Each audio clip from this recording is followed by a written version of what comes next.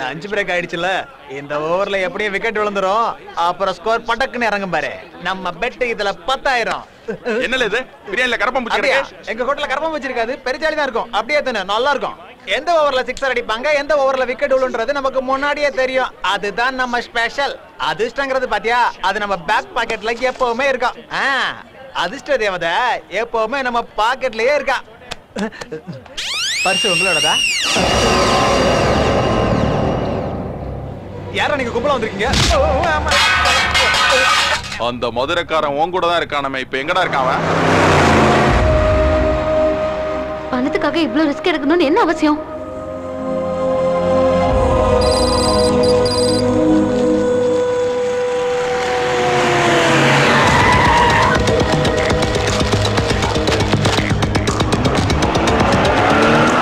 மதுரை மத்திய தொகுதிக்கு இடைத்தேர்தல் அறிவிக்கப்பட்டுள்ளது. தொகுதி நிலவரம் பற்றி நமது செய்தியாளர் தமிழமுதனிடம் கேட்டு தெரிந்து கொள்ளலாம். சொல்லுங்க தமிழமுதன், தொகுதி நிலவரம் எப்படி இருக்கு? ஆளுங்கட்சி எம்எல்ஏக்கு சுயேட்சை எம்எல்ஏ தேவேந்திரன் எந்த அளவுக்கு போட்டியா இருப்பாரு? தொகுதி மக்களிடம் அராஜகமாக நடந்து கொண்டதால் முன்னாள் எம்எல்ஏ தேவேந்திரன் பதவி இழந்து கட்சியிலிருந்து நீக்கப்பட்டார். இப்பொழுது அவர் அதே தொகுதியில் சுயேட்சையாக போட்டியிடுகிறார். ஆனால் மக்கள் மறுபடியும் அவருக்கு வாக்களிப்பார்களா என்பது சந்தேகம் தான். ஸ்ராவணி, மதுரையும் மதுரையை சுற்றி இருக்கிற கிராமப்புறங்களை சேர்ந்த ஏழை மக்களுக்கு இலவசமா மருத்துவ உதவிகளை செஞ்சுட்டு வர டாக்டர் நிர்மலா தேவி தேவேந்திரனுக்கு எதிர்ப்பாளரா இருப்பாங்கன்னு செய்திகள் அடிப்படுது. அது எந்த அளவுக்கு உண்மை? நீங்க சொல்றது உண்மையா இருந்தா அவர் தோற்பது உறுதி ஸ்ராவணி. ஏன்னா ஏழை மக்கள் எல்லாரும் அவங்கள ஒரு மதர் தெரசாவா தான் பாக்குறாங்க. அவங்க மீடியாவை கூப்பிட்டு யாருக்கு ஓட்டு போடணும்னு சொல்றாங்களோ அவங்களுக்கு தான் ஓட்டு போடுவாங்க இந்த ஏரியா மக்கள். நிர்மலா அம்மா, நீ எனக்கு ஆதரவு கொடுப்ப.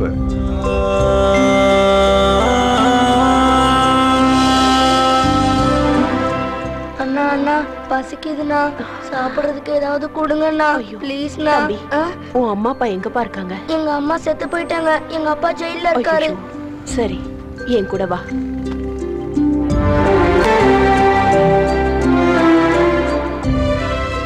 லக்ஷ்மி அம்மா, இனிமே இவன் நம்ம கூட தான் இருப்பான், பாத்துக்கங்க.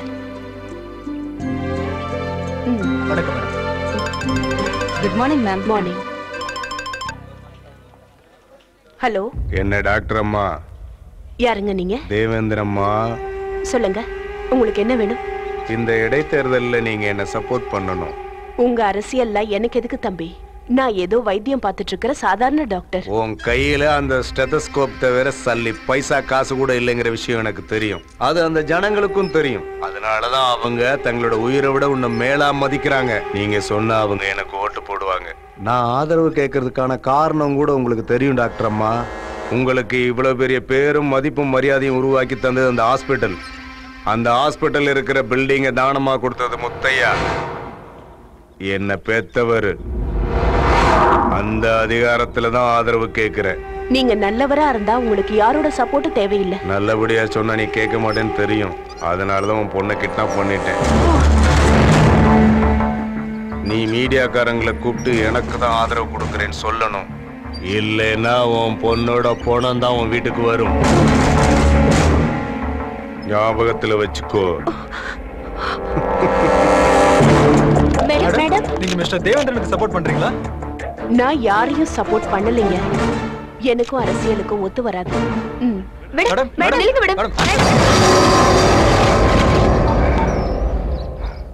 போட்டு தள்ளுங்கடா அவளை. சரி மாமா. ஏய் மாமா, இவளை போட்டு தள்ள சொல்லிட்டாங்க. சேலை நல்லா இருக்குல்ல, கலர் எனக்கு ரொம்ப பிடிச்சிருக்கு. பார்டர் இன்னும் கொஞ்சம் பெருசா இருந்தா நல்லா இருந்திருக்கும். நீங்க என்ன சொல்றீங்க? என்னடி நக்கல? உன்னை கிட்னாப் பண்ணிருக்கோம், உன்னை கொலை பண்ண போறோம். உங்க அம்மாவே எங்களை பார்த்தா பயப்படுவா. நீ என்னடா புடவைய பத்தி பேசிட்டு இருக்க? எங்க இருந்து இவ்வளவு தெரியும்? எங்க இருந்து வந்ததுன்னு கேட்க கூடாது, யாரால வந்ததுன்னு கேட்கணும். யாராலன்னு தெரியுமா? சத்யா, எங்க அண்ணனால.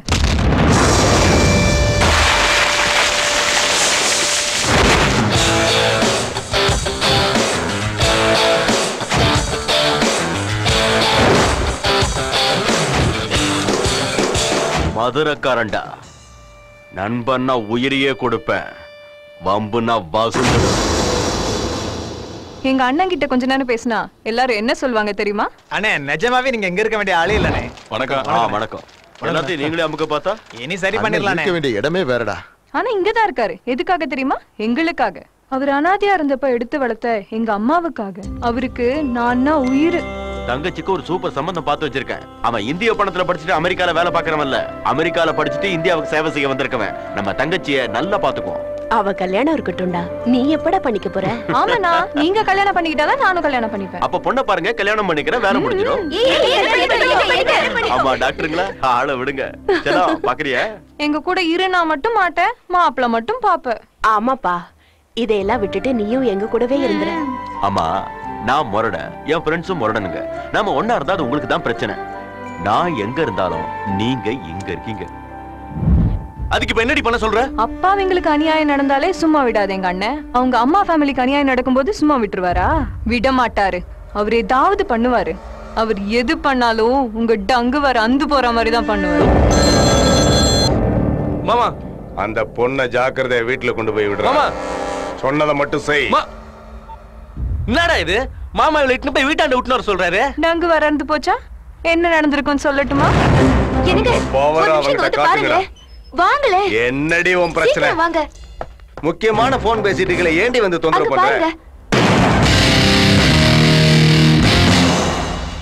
வா தேவேந்திரா, சேர்ந்து சாப்பிடலாம். டேய் ஹரி, சின்னையா,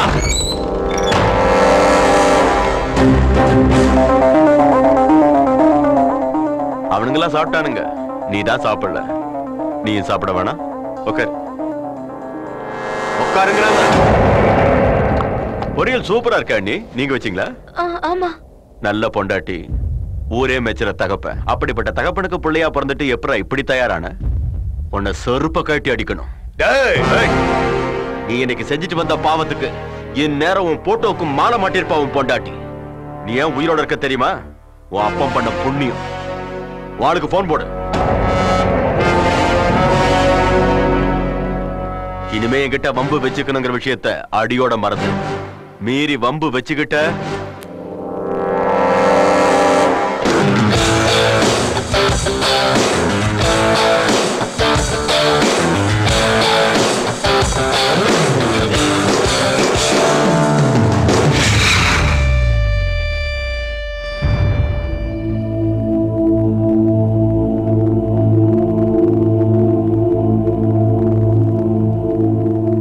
அம்மா, இந்த பில்டிங்கு, இத சுத்தி இருக்கிற பூமி, இது எல்லாத்தையுமே தேவேந்திரனோட அப்பா முத்தையா உங்களுக்கு வெறும் வாய் வார்த்தையா, எழுத்துப்பூர்வமா எந்த விதமான ஆதாரமும் இல்லாம ஹாஸ்பிட்டலுக்காக தானமா உங்களுக்கு கொடுத்திருக்காரு. இந்த சொத்து மேல எல்லா உரிமையும் வாரிசு உரிமை சட்டப்படி அவரோட வாரிசுகளான இவங்க 2 பேருக்கும் தான் சேரும். கோர்ட் ஆர்டர் படி இன்னும் 3 மாசத்துக்குள்ள இந்த ஹாஸ்பிட்டலை நீங்க காலி பண்ணி கொடுத்தாங்க. இல்லன்னா இன்னைக்கு மார்க்கெட் வேல்யூ படி 87 கோடி ரூபாய் நீங்க செட்டில் பண்ணி ஆகணும். காலி பண்ணலன்னா கோர்ட்டே சட்டப்படி காலி பண்ணிடும். 5க்கும் 10க்கும் அல்லாடுற ஏழை பாழைங்களுக்கு உதவி செய்யற இந்த ஹாஸ்பிட்டல்ல காலி பண்ணிட்டா அவங்க எல்லாம் எங்க தம்பி போவாங்க? அவங்களும் நீயும் சேர்ந்து நடுத்தருக்கு போங்கடி. உடம்ப வித்து சம்பாரிக்கிறீ. என்ன தம்பி இது?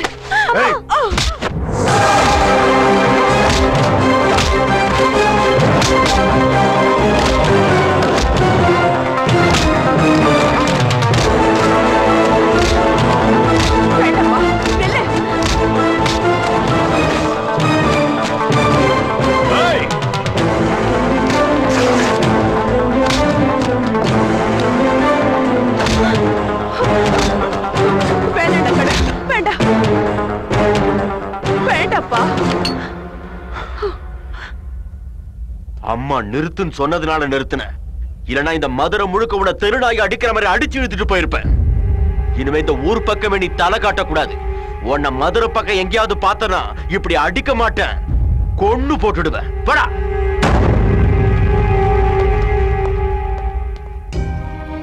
அம்மா, பண விஷயத்தை நான் பாத்துக்கிறேன். இந்த ஆஸ்பத்திரி நம்ம கையை விட்டு போகாது. பணத்துக்கு நான் ஏற்பாடு பண்றேன், என்ன நம்புங்க.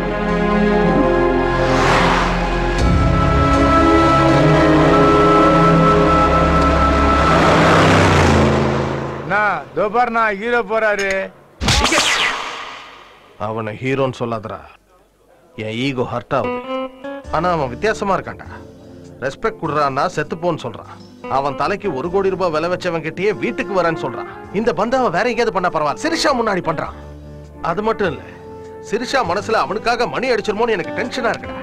அண்ணா, உங்களுக்கு ஒரு பிளாஸ்ட் நியூஸ் தெரியுமா? என்னடா அது? அந்த சிரிஷா மேடம் மனசுல அவனுக்காக எப்போ மணி அடிச்சுச்சுனா. அண்ணா, உங்களுக்கு ஒரு ஹார்ட் நியூஸ் சொல்லட்டுமாண்ணா? என்னடா அது சொல்லி தொலை. நாகார்ஜுனுக்கு எப்பயும் பொண்ணுங்க ராசி இருக்குன்னு உங்களுக்கு நல்லா தெரியும்லண்ணா. அதான் அனுஷ்காவையும் பிரியாமணியும் கூட்டு போய் குத்தாட்டம் போடுறாருண்ணா. ஏன்டா மேல பாக்குற? நீயும் மேல பாருண்ணா, 2 பேரையும் கூட்டு போய் என்ன குத்து குத்துறாருன்னு. ஹீரோனா அப்படி இருக்கணும். அவன் என்னடா பெரிய ஹீரோ? ஹீரோ எப்படி இருக்கணும் நான் நீ காட்டுறேன். காமெடி பேசுனா பட்ட பகல்லையே நகைய கொள்ள அடிக்கிறேன். யாருக்கிட்டையும் மாட்டிக்காம வெளியே வரேன்.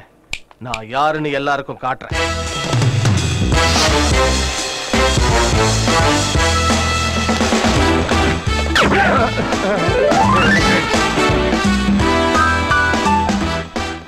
on the design காட்டுப்போம். This is Krishna Prasad IPS special branch. சொல்லுங்க சார், உங்களுக்கு நான் என்ன உதவி பண்ணணும்? நோ, நான் தான் உனக்கு உதவி பண்ண வந்திருக்கேன். சார்லஸ் பசவராஜ்னு ஒரு இன்டர்நேஷனல் ஜுவல் தீப். ஆமா, அவன் பெரிய நகை கொள்ளையனாச்சு. எஸ், அவன் உன் ஷாப்ல ராபரி பண்றதுக்காக வர போறான். Intelligence report. உண்மையா? கடவுளே, ஏன் எங்கேயோ தேடுற? உன் எதிரிலேயே தான் நிக்கிறேன். நான் சொல்ற மாதிரி செய், அவன் கண்டிப்பா மாட்டிக்குவான். சொன்னபடி செய்யற சார். என்ன செய்யணும் சார்? அவன் உன் கடைக்கு வந்து நகையெல்லாம் பேக்ல போட்டு கொடுன்னு சொல்லுவான். நீ எதுவும் சொல்லாம போட்டு கொடுத்துரு.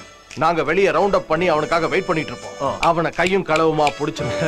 அதுக்கப்புறம் அவன் ஜெயில செவத்தை பார்த்துக்கிட்டு உட்கார்ந்துட்டு இருப்பான். நீங்க கடையில நகையை பார்த்துக்கிட்டு உட்கார்ந்துருப்பாங்க. Okay, thank you sir. வெளியில செக்யூரிட்டி இல்லாம பாத்துக்கங்க. ஏன் சார்? செக்யூரிட்டி இருந்தா அவன் பயந்து வரமாட்டான்.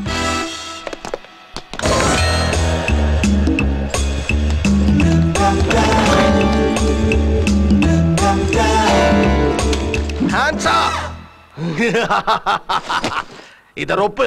பண்ணிடு சார். எடுத்து வையா. என்னடா வேடிக்கை பாக்குற? எடுத்து வை. Come on, fight.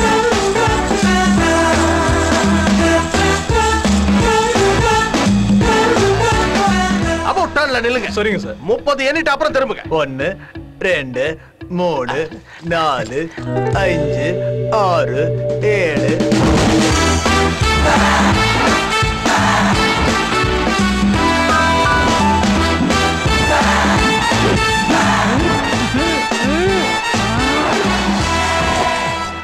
அண்ணா, நிஜமாவே நீங்க ஹீரோ தானா?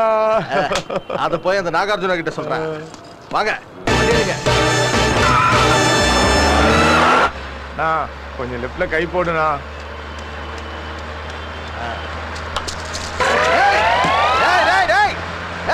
வண்டி நிறுத்து.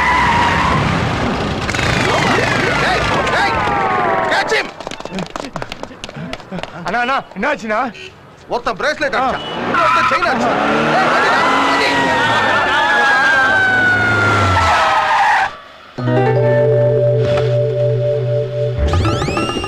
டேய் கிருஷ்ண பிரசாத் ஐஸ் பசவராஜ், 2 கட்டப்பிலையும் வந்தது நீதான் எனக்கு தெரியும்டா.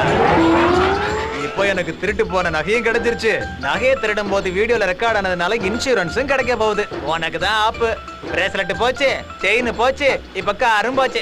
அதனால போலீஸ் ஒன்னதான் தேடுவாங்க, புடிச்சு உள்ள போடுவாங்க. அப்புறம் குனிய வச்சு கும்மோ கும்மோன்னு கும்பிடுவாங்க. வண்டி ஏடுறா, போயிட்டு வரட்டுமா? எப்படா இருக்கேன் ஆப்பு?